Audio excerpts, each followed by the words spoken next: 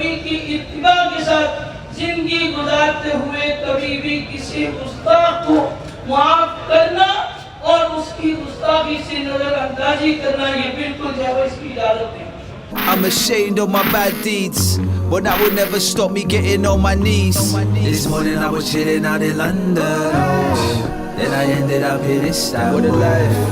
Last night I was in Switzerland. Hello جی السلام علیکم. تو آج کافی دن بعد آپ سے بھی ہے، تھوڑا ذرا گھر کے کام چل رہا تھا، اس کے میرے بزی ہو گئے، لیکن ابھی سب سے پہلے پڑھنا ہے جمعہ، اور جمعہ پڑھنے سے پہلے بھائی یہ کام تو ضروری ہے کہ جو آپ نے چپل پہنی ہوئی ہے آپ اس کو بدلو.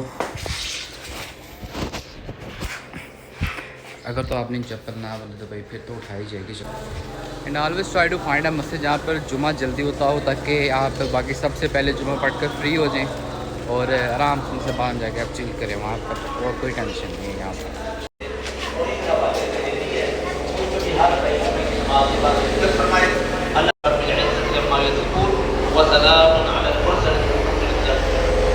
I'm ashamed of my bad deeds, but that would never stop me getting on my knees.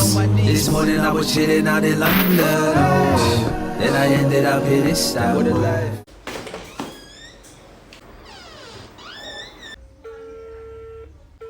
ابھی پچھلے کچھ دنوں کے اندر انڈیا کے اندر حرمت رسول کا ایک واقعہ ہوا ہے، لیکن یہاں پر ہمیں یہ بات مد نظر رکھنی چاہیے جو اسلام ہے وہ ایک امن و سلامتی کا دین ہے.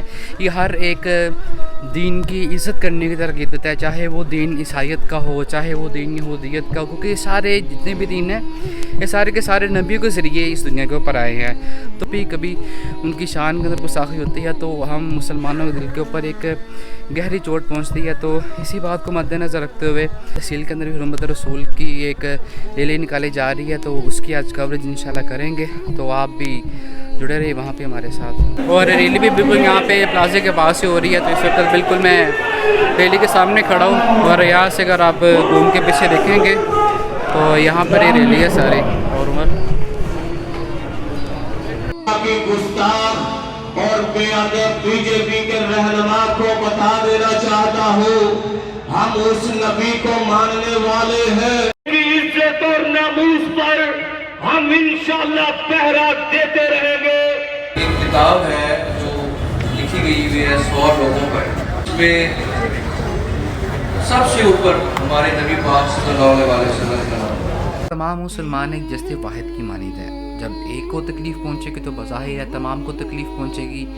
آج سے 1400 سال قبل جب حضرت محمد صلی اللہ علیہ وسلم نے اپنی رسالت کا اعلان کیا اور اسلام کا پرچار کرنا شروع کیا، تو تبھی سے ان کی شان میں گستاخی، ان کو تکالیف اور ان کو اذیت دینا شروع کر دی گئی. وفا کریں گے، وفا کریں گے،